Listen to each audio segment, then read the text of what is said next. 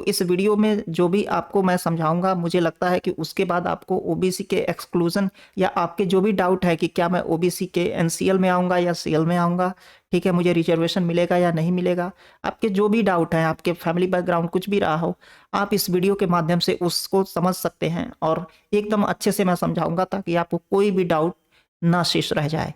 ठीक है, साथ ही साथ एक मैं आपसे छोटी सी गुजारिश करूंगा कि आप लोग इस चैनल पर आए हैं तो प्लीज़ चैनल को सब्सक्राइब करिए। ठीक है, इससे हमारा हौसला बढ़ता है, क्योंकि आप लोग देख सकते हैं कि पिछले जितने भी मैंने वीडियो बनाए हैं उस पर अच्छे खासे व्यूज़ गए हैं, लेकिन मेरा जो 1000 सब्सक्राइबर का वो लिमिट है वो कंप्लीट नहीं हो पा रहा है। ठीक है, तो मैं आपसे निवेदन करूंगा कि बस 1000 मेरे सब्सक्राइबर हो जाएंगे, जो भी अर्निंग होगी वो 1000 सब्सक्राइबर के बाद होगी। ठीक है, तो लोग सब्सक्राइब करके और चैनल को मेरा हौसला बढ़ाएं ताकि मैं आगे चल के ऐसे ही डिटेल वीडियो पब्लिश कर सकूं, ताकि आप लोगों को फॉर्म भरने में किसी भी तरह का डाउट ना आए। देखिए, ओबीसी को जो रिजर्वेशन मिला हुआ है वो सबको पता है कि 27% का आरक्षण मिला हुआ है। ठीक है, ये तो ठीक है। अब क्या हुआ, 1993 आते आते सबको यह रियलाइज होने लगा कि ओबीसी में कुछ ऐसे लोग हैं जो बहुत ही संपन्न हो चुके हैं। ठीक है, संपन्न मीन्स क्या, उनके पास अच्छी लाइफ स्टाइल है, हर तरह से वो आगे बढ़ चुके हैं। ठीक है, फिर भी उनकी जाति ओबीसी होने की वजह से आरक्षण का उनको फायदा मिल रहा है। तो इस कारण से ओबीसी को जो जाति है इसको दो भागों में डिवाइड किया गया। एक हो गया सीएल, ठीक है, क्रीमी लेयर, मलाई वाले, मतलब वो लोग जो अमीर वर्ग से हैं या फिर ये कहें कि संपन्न वर्ग से हैं। और दूसरा हो गया एनसीएल, मतलब जो रियल में हकदार है रिजर्वेशन के, उनको हम बोलेंगे ओबीसी एनसीएल। ठीक है, नॉन क्रीमी लेयर। ठीक है, तो ये दो कॉन्सेप्ट लाया गया ओबीसी के रिजर्वेशन में। ठीक है, यहां तक ठीक है। अब यहां पर देखिए, ये तो हो गया कि दो भागों में डिवाइड किया जाएगा, लेकिन इस डिवाइड करने का क्राइटेरिया क्या होगा, कैसे ये डिफाइन करेंगे कि कौन संपन्न वर्ग से है, कौन जो है रियल में ओबीसी या ये कहें कि बैकवर्ड क्लास में है, या फिर रिजर्वेशन जिसको मिलना चाहिए वो कौन है। तो इसका एक आखिर में नियम होना चाहिए ना, कि क्या होगा नियम जिसके बेसिस पे हम डिसाइड कर पाएंगे कि कौन क्रीमी लेयर में या अमीर वाले वर्ग में आ रहा है ओबीसी के, और कौन जो है रियल में जो अभी पिछड़ा हुआ है वो उसमें आ रहा है। तो इसके लिए गवर्नमेंट ने ये जो डॉक्यूमेंट पब्लिश किया है, यहाँ पर आप देख सकते हैं, इस डॉक्यूमेंट का ये नंबर आप लोग नोट कर लीजिएगा। आगे चल के आप लोग जब फॉर्म भरेंगे तो आपको जो भी अगर कहीं पे भी फॉर्म भरते हैं तो उस पर डॉक्यूमेंट नंबर लिखा होता है।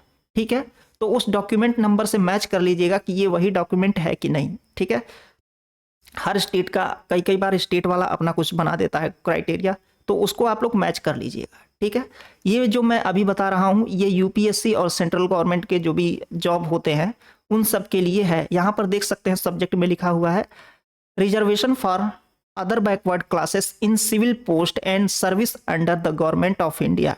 ठीक है, तो ये जो सर्विस है इन सब से रिलेटेड ये रिजर्वेशन के बारे में ये डॉक्यूमेंट है।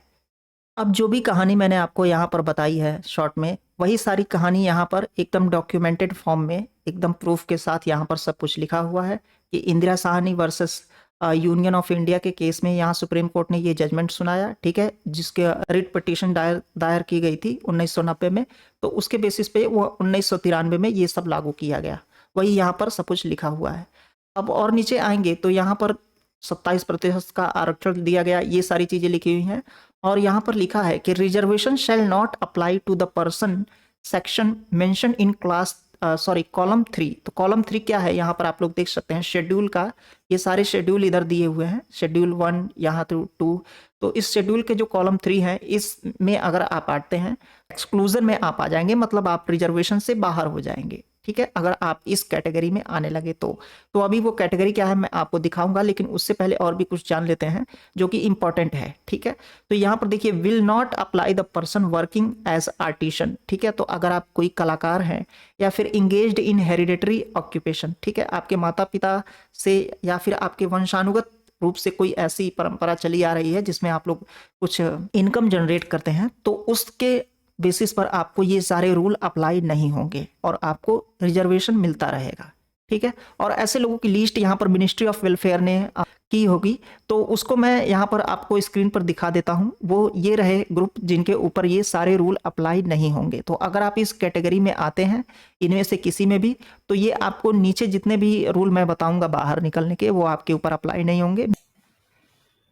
दोस्तों मैंने बहुत कोशिश की खोजने की, लेकिन वो लिस्ट मुझे मिली नहीं और मुझे नहीं लगता कि मिनिस्ट्री ऑफ वेलफेयर ने कोई सेपरेट लिस्ट जारी की होगी, ठीक है?